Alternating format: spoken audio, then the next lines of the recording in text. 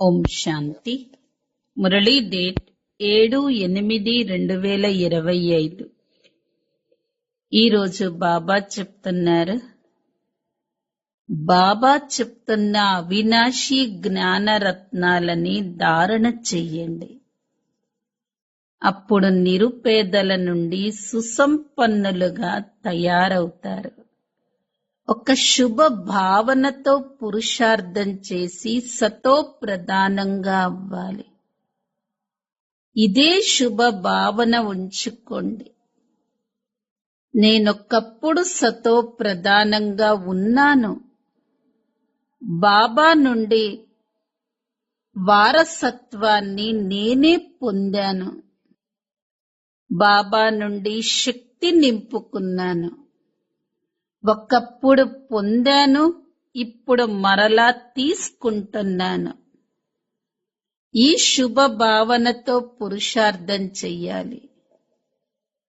అందరూ సతో ప్రధానంగా అవ్వరు కదా అనే ఆలోచన మనలో రాకూడదు.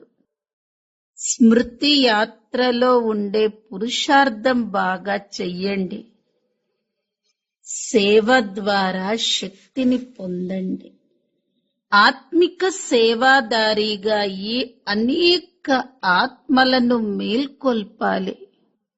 తనువు, మనస్సు, ధనంతో సేవ చేసి శ్రీమతంపై రామరాజ్య స్థాపనకు నిమిత్తులుగా అవ్వాలి. స్వదర్శన చక్రధారులుగా అయి 84 జన్మల చక్రాన్ని బుద్ధిలో తిప్పుతూ ఉండాలి.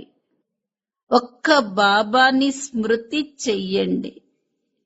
ఇంకెవరూ గుర్తు రాకూడదు.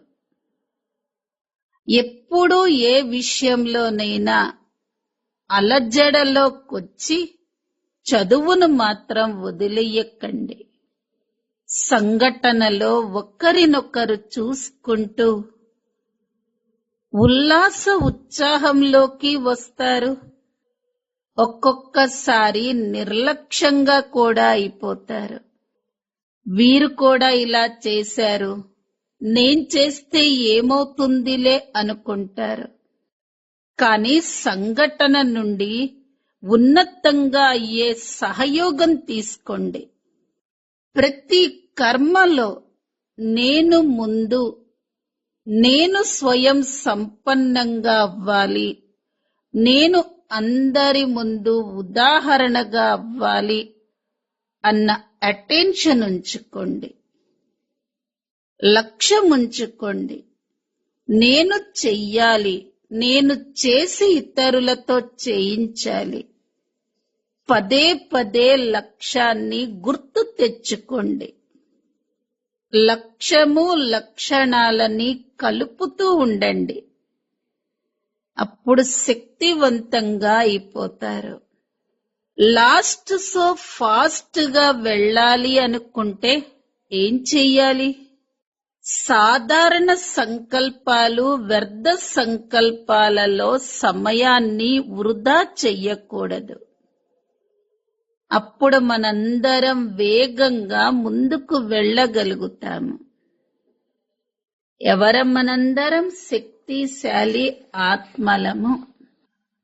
ఈ రోజటి మధుర మహావాక్యాలు, మధురమైన పిల్లలు అవినాశి జ్ఞాన రత్నాలను ధారణ చేసి ఇప్పుడు మీరు నిరుపేదల నుండి సుసంపన్నులుగా తయారవ్వాలి.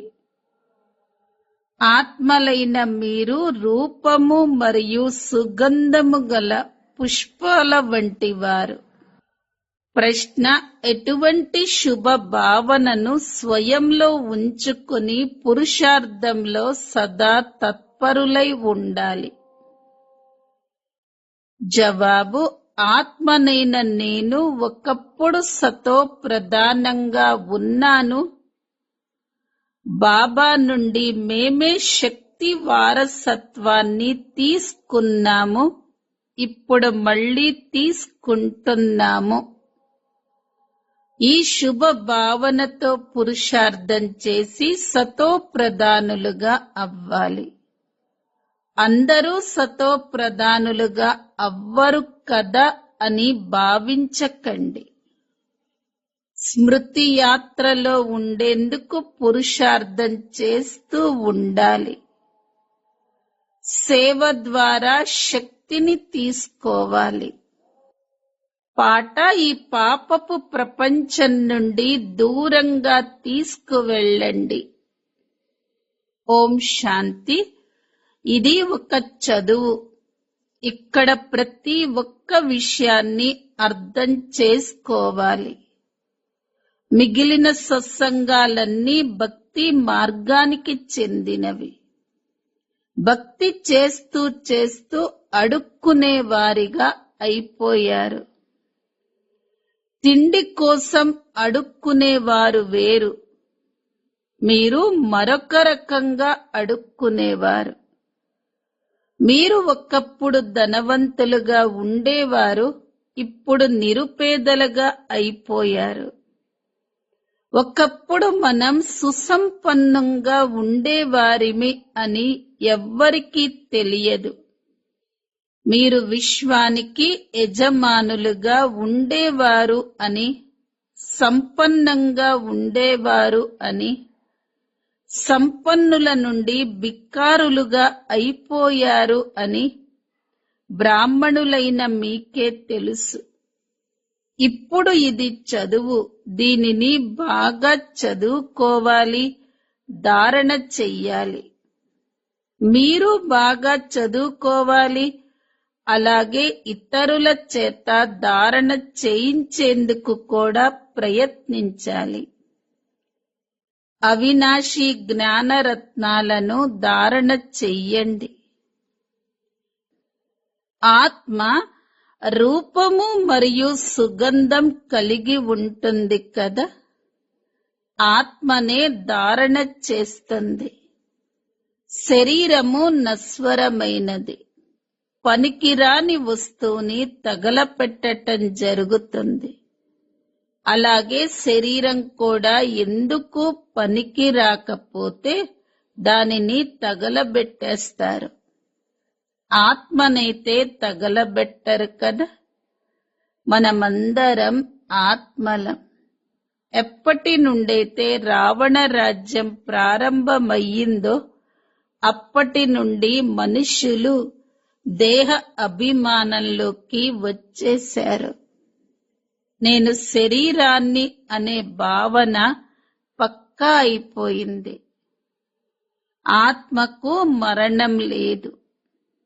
అమరనాథుడైన బాబా వచ్చి ఆత్మలను అమరులుగా తయారు చేస్తారు. అక్కడ స్వ ఇచ్ఛ అనుసారంగా, తమ సమయమనుసారంగా ఒక శరీరాన్ని వదిలి ఇంకొక శరీరాన్ని ధరిస్తారు. ఎందుకంటే అక్కడ ఆత్మ యజమానిగా ఉంటుంది. ఆత్మ ఎప్పుడు కావాలనుకుంటే అప్పుడు శరీరాన్ని వదులుతుంది. అప్పుడు శరీరపు ఆయువు చాలా ఎక్కువగా ఉంటుంది. సర్పం ఉదాహరణ ఉంది కదా. ఇది మీ అనేక జన్మల అంతిమ జన్మలోనే పాత శరీరమని ఇప్పుడు మీకు తెలుసు. మీరు మొత్తం 84 జన్మలు పూర్తిగా తీసుకున్నారు. కొందరు 60-70 జన్మలు కూడా తీసుకున్నారు. కొందరు 50 తీసుకున్నారు. త్రేతాయుగంలో ఆయువు తప్పకుండా కొద్దిగా తక్కువగా ఉంటుంది. సత్యుగంలో పూర్తి ఆయుష్ ఉంటుంది. కావున ప్రారంభంలో సత్యుగంలోకే రావాలి అని ఇప్పుడు పురుషార్థం చెయ్యాలి. అక్కడ శక్తి ఉంటుంది కాబట్టి అకాల మృత్యువులు జరగవు. శక్తి తక్కువైపోయిన కారణంగా ఆయుష్ కూడా తగ్గిపోతుంది. ఇప్పుడు బాబా ఏ విధంగా సర్వశక్తివంతుడో అదే విధంగా ఆత్మలైన మిమ్మల్ని కూడా శక్తివంతంగా తయారు చేస్తారు. ముందు పవిత్రంగా అవ్వాలి, అలాగే స్మృతిలో ఉండాలి. అప్పుడే శక్తి లభిస్తుంది. మీరు బాబా నుండి శక్తి వారసత్వాన్ని తీసుకుంటారు. పాపాత్మలు శక్తిని తీసుకోలేరు. పుణ్యాత్మలుగా అయితేనే శక్తి లభిస్తుంది. ఆత్మనైన నేను సతో ప్రధానంగా ఉండేవాడిని అని భావిస్తూ ఇలాగే ఆలోచించండి.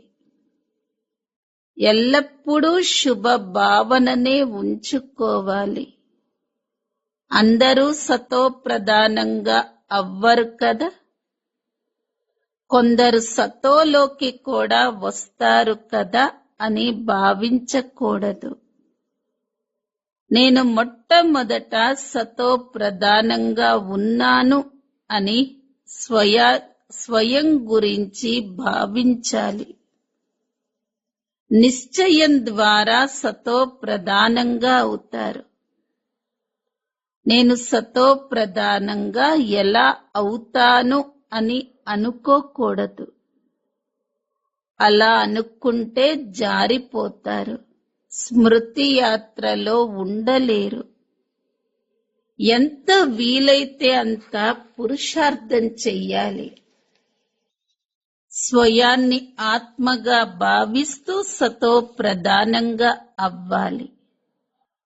ఈ సమయంలో మనుష్య మాతృలందరూ తమో ప్రధానంగా ఉన్నారు. మీ ఆత్మ కూడా తమో ప్రధానంగా ఉంది.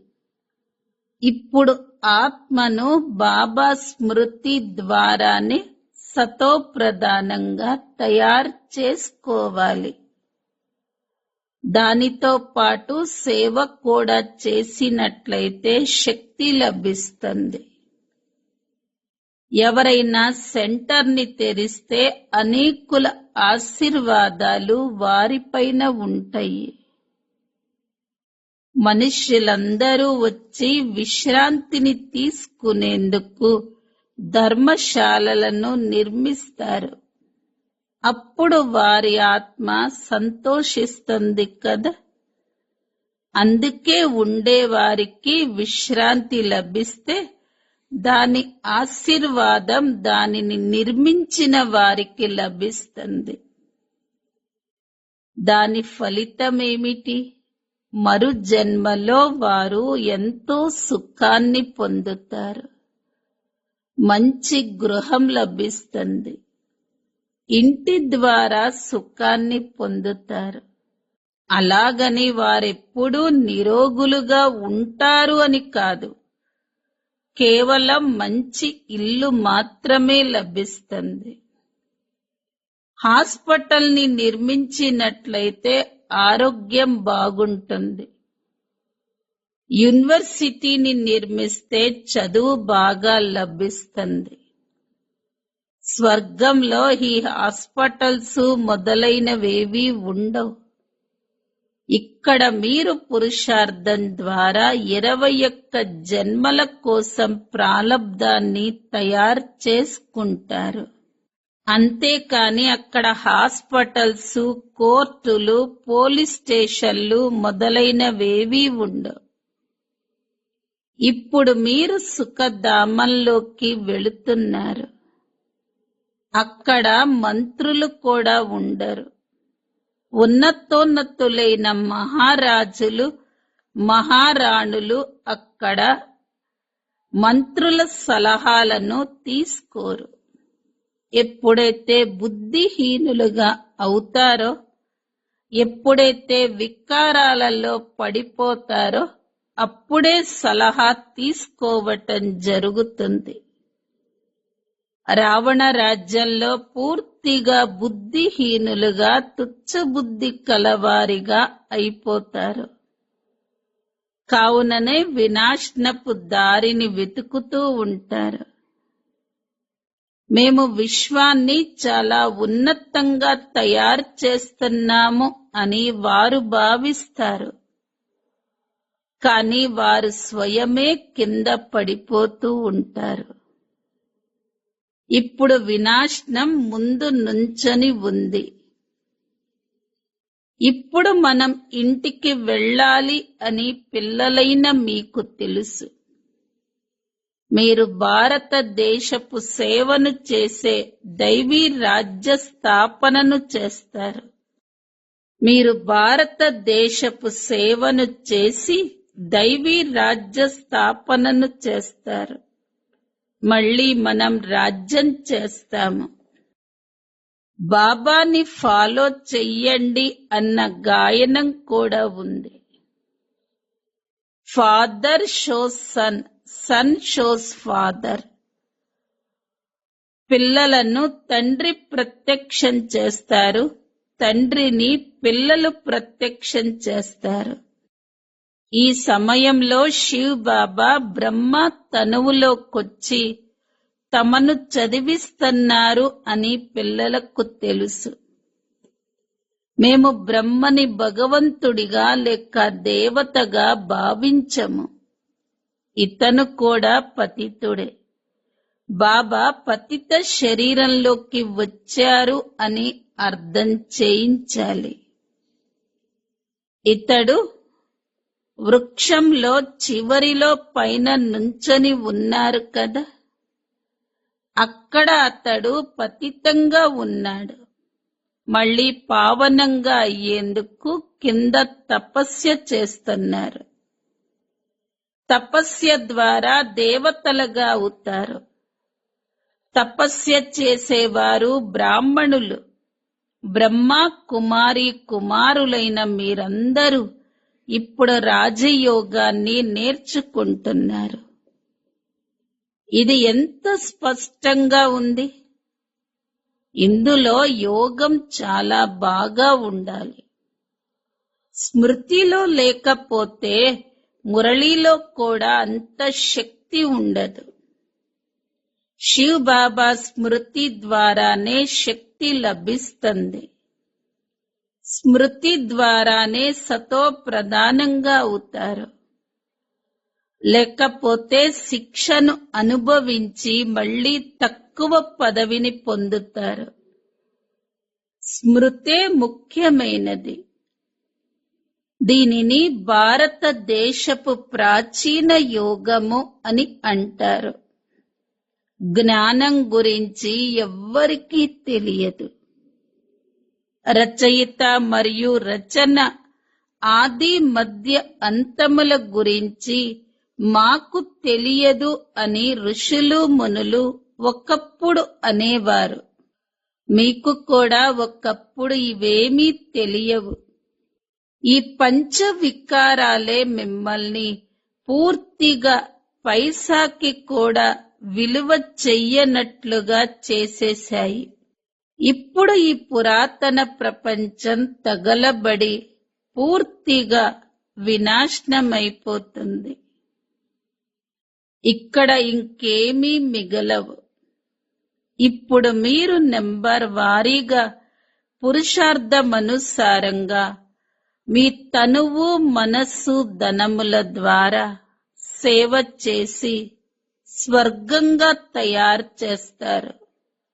ప్రదర్శనలో కూడా మిమ్మల్ని ఎవరైనా ఈ విషయం అడిగితే బీకేలైన మేము శ్రీమతమనుసారంగా మా తనువు మనస్సు ధనముల ద్వారా సేవ చేసి రామరాజ్య స్థాపన చేస్తున్నాము అని చెప్పండి. శ్రీమతమనుసారంగా మేము రామరాజ్య స్థాపన చేస్తున్నాము అని గాంధీజీ ఎప్పుడూ అనలేదు. ఇక్కడ ఇత్తడిలో శ్రీ శ్రీ 108 అయిన బాబా కూర్చున్నారు. 108 మాలను కూడా తయారు చేస్తారు. మాల చాలా పెద్దగా తయారవుతుంది. అందులో 108 ఆత్మలు బాగా కష్టపడతాయి.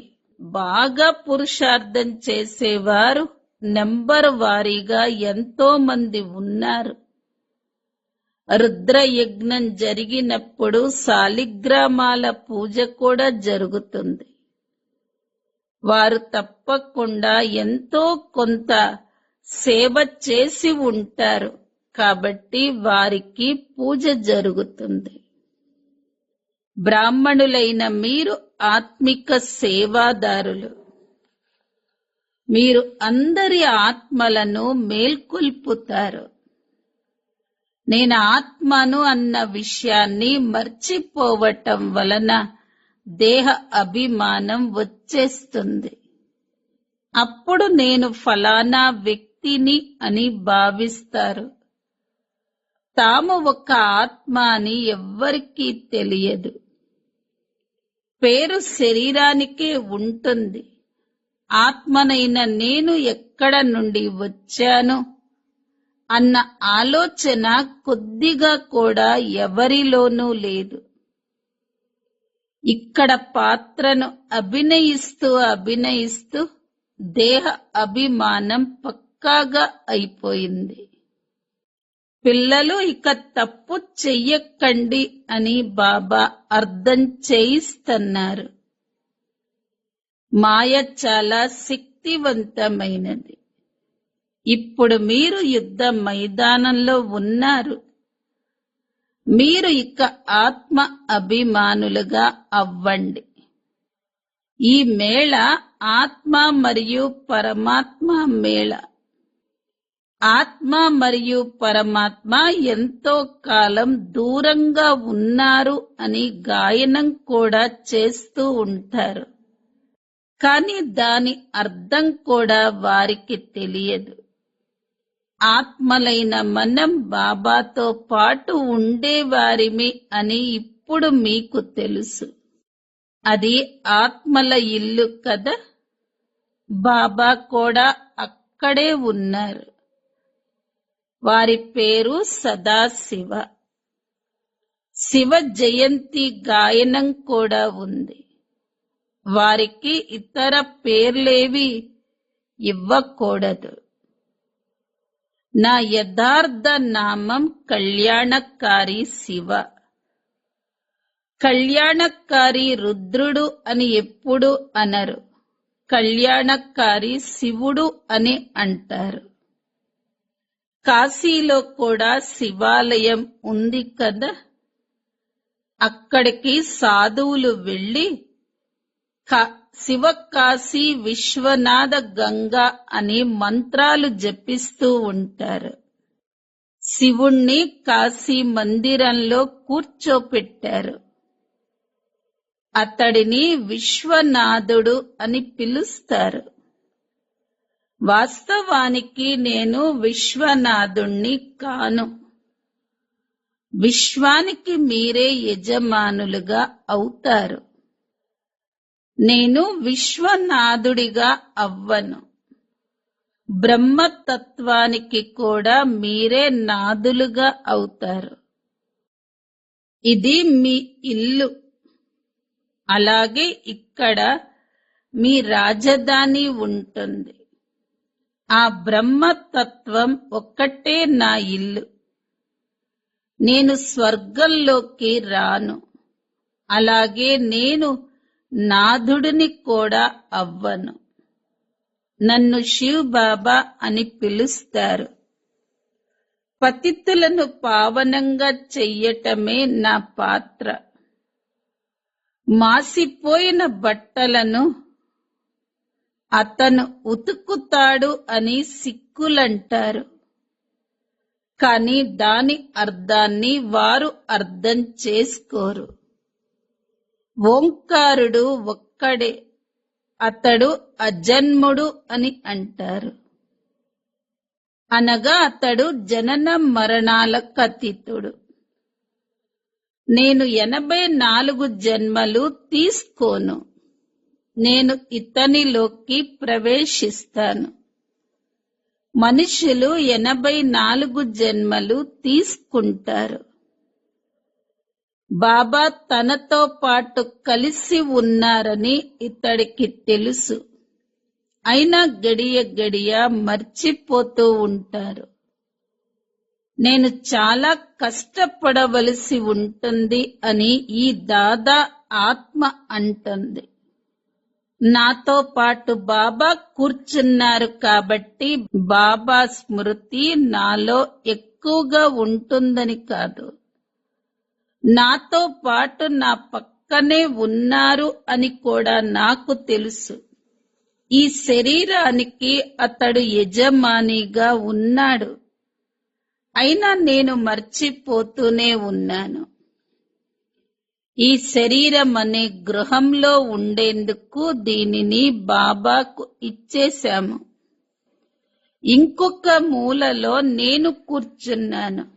బాబా పెద్దవారు కదా, నా పక్కన యజమాని కూర్చున్నారు. ఈ రథం బాబాది, అతడు దీనిని సంభాళిస్తున్నాడు అని భావిస్తాను. శివ్ బాబా నాకు తినిపిస్తారు కూడా. నేను వారి రథాన్ని, కావున ఎంతో కొంత పాలన ఇస్తారు కదా. ఇలా సంతోషంగా భోజనం చేస్తాను. 2-4 నిమిషాల తర్వాత మళ్ళీ మర్చిపోతాను. నాకే ఇలా ఉంటే పిల్లలకు ఇంకెంత కష్టంగా ఉంటుంది అని అప్పుడు అర్థం చేసుకుంటాను. ఎంత వీలైతే అంత బాబాని స్మృతి చేస్తూ ఉండండి అని బాబా అందుకే చెప్తున్నారు. ఇందులో చాలా చాలా లాభం ఉంది. ఇక్కడ ఏదో ఒక చిన్న విషయానికి అలజడ చెంది చదువును వదిలేస్తారు. బాబా బాబా అని అంటూ మళ్ళీ విడాకులిచ్చి వెళ్ళిపోతారు. బాబాను తమ వారిగా చేసుకుంటారు. అందరికీ జ్ఞానాన్ని ఇస్తారు. దివ్య దృష్టితో స్వర్గాన్ని చూస్తారు. రాసలీల కూడా చేస్తారు. ఆ తర్వాత మళ్ళీ ఆహో మాయ నన్ను వదిలి పారిపోతారు. ఎవరైతే విశ్వానికి యజమానులుగా తయారు చేస్తారో వారినే వదిలి వెళ్ళిపోతారు. చాలా ప్రసిద్ధమైన పెద్దవారు కూడా వదిలి వెళ్ళిపోతారు. ఇప్పుడు మీకు దారిని చూపించటం జరుగుతుంది, అంతేకాని మీ చెయ్యి పట్టుకొని తీసుకువెళ్ళటం జరగదు. కళ్ళు లేని అందులైతే కారు కదా. ఇప్పుడు మీకు జ్ఞానపు 3వ నేత్రం లభించింది. మీరు సృష్టి ఆది మధ్య అంతములను తెలుసుకున్నారు. ఈ 84 జన్మల చక్రం మీ బుద్ధిలో తిరగాలి. స్వదర్శన చక్రధారి అనేది మీ పేరు. మీరొక్క బాబాని స్మృతి చెయ్యాలి, ఇంకా ఎవరిని స్మృతి చెయ్యకూడదు. అంతిమంలో ఈ స్థితిలోనే మీరుండాలి. ప్రేయసీకి ప్రియుడిపై ప్రేమ ఉంటుంది, అది దైహికమైన ప్రేమ. మీది ఆత్మిక ప్రేమ. మీరు లెగుస్తూ కూర్చుంటూ పతులకు పతి, తండ్రులకు తండ్రైన బాబాని స్మృతి చెయ్యాలి. భార్యాభర్తలు, పరివారము అంతా పరస్పరం చాలా ప్రేమతో ఉండే కుటుంబాలు ప్రపంచంలో చాలా ఉంటాయి. ఇంట్లో స్వర్గం ఉన్నట్లుంటుంది. 5-6 పిల్లలు ఒకే చోట ఉంటారు. ఉదయమే లెగిచి అందరూ పూజ చేసేందుకు కూర్చుంటారు. ఇంట్లో ఏ గొడవలు ఉండవు. అందరూ ఏకరసంగా ఉంటారు. కొన్ని చోట్ల ఒకే ఇంట్లో కొందరు రాధాస్వామి శిష్యులుగా ఉంటారు, కొందరసలు ధర్మాన్నే నమ్మరు. చిన్న విషయానికి కూడా అలజడ చెందుతూ ఉంటారు. ఇక ఈ అంతిమ జన్మలో పూర్తిగా పురుషార్థం చెయ్యాలి అని బాబా అంటారు. మీ ధనాన్ని కూడా సఫలం చేసుకొని మీ కళ్యాణం చేసుకోండి. తద్వారా భారతదేశపు కళ్యాణం కూడా జరుగుతుంది. మీరిప్పుడు శ్రీమతంపై మీ రాజధానిని స్థాపన చేసుకుంటున్నారు అని మీకు తెలుసు. స్మృతి యాత్ర మరియు ఆది మధ్య అంతములను తెలుసుకోవటం ద్వారా మనం చక్రవర్తి రాజులుగా అవుతాము. ఆ తర్వాత మళ్ళీ మెట్లు దిగటం ప్రారంభమవుతుంది. చివరిలో మళ్ళీ బాబా వద్దకొచ్చేస్తారు. శ్రీమతంపై నడవటం ద్వారా ఉన్నత పదవిని పొందుతారు. బాబా ఉరికంబానికైతే ఎక్కించటం లేదు కదా. ఒకటి పవిత్రంగుండండి, రెండు బాబాని స్మృతి చెయ్యండి. సత్యుగంలో పతితులెవరూ ఉండరు. దేవీ దేవతలు కూడా చాలా తక్కువ మంది ఉంటారు. ఆ తర్వాత మెల్లమెల్లగా వృద్ధి చెందుతూ ఉంటుంది. దేవతల వృక్షం చాలా చిన్నది. ఆ తర్వాత అది ఎంతగా పెరుగుతూ ఉంటుంది. ఆత్మలన్నీ కిందకి వస్తూ ఉంటాయి. ఇదంతా రచింపబడి ఉన్న ఆట. అచ్చ, మధురాతి మధురమైన ఆత్మిక పిల్లలకు మాతా పిత బాప్ దాదాల ప్రియ స్మృతులు మరియు గుడ్ మార్నింగ్. ఆత్మిక పిల్లలకు ఆత్మిక తండ్రి నమస్తే. ఆత్మిక పిల్లలవి ఆత్మిక తల్లి తండ్రులకు ప్రియ స్మృతులు, గుడ్ మార్నింగ్ మరియు నమస్తే. ధారణ కొరకు ముఖ్య సారం. మొదటి పాయింట్, ఆత్మిక సేవాదారులుగా అయి ఆత్మలను మేల్కొల్పే సేవను చెయ్యండి. తనువు, మనస్సు, ధనముల ద్వారా సేవ చేసి శ్రీమతంపై రామరాజ్య స్థాపనకు నిమిత్తులుగా అవ్వాలి. రెండో పాయింట్, స్వదర్శన చక్రధారులుగా అయి 84 జన్మల చక్రాన్ని బుద్ధిలో తిప్పుతూ ఉండాలి. ఒక్క బాబానే స్మృతి చెయ్యాలి. ఇంకా ఎవరూ గుర్తు రాకూడదు. ఎప్పుడూ ఏ విషయంలోనైనా అలజడ చెంది చదువును వదిలేయకూడదు. వరదానం, సంఘటనలో ఉంటూ లక్ష్యం మరియు లక్షణాలను సమానంగా చేసే సదా శక్తిశాలి ఆత్మాభవ. సంఘటనలో ఒకరినొకరు చూసుకుంటూ ఉల్లాస ఉత్సాహాలలోకి కూడా వస్తారు మరియు ఒక్కొక్కసారి నిర్లక్ష్యంగా కూడా అవుతూ ఉంటారు. వీరు కూడా చేశారు కదా, నేను చేస్తే ఏమవుతుందిలే అనుకుంటారు. కనుక సంఘటన నుండి శ్రేష్టంగా అయ్యే సహయోగాన్ని తీసుకోండి. ప్రతి కర్మను చేసే ముందు నేను స్వయాన్ని సంపన్నంగా చేసుకొని ఉదాహరణగా అవ్వాలి అన్న అటెన్షన్ ఉంచుకోండి మరియు లక్ష్యాన్ని పెట్టుకోండి. నేను చేసి ఇతరులతో చేయించాలి. తర్వాత పదే పదే ఈ లక్ష్యాన్ని ఇమర్జ్ చేస్తూ ఉండండి. గుర్తు తెచ్చుకుంటూ ఉండండి. లక్ష్యం మరియు లక్షణాలను కలుపుతూ వెళ్ళండి. అప్పుడు శక్తివంతంగా అయిపోతారు. స్లోగన్ లాస్ట్ సో ఫాస్ట్ గా వెళ్ళాలనుకుంటే సాధారణత మరియు వ్యర్థ సంకల్పాలలో సమయాన్ని వృధాగా పోగొట్టుకోకూడదు.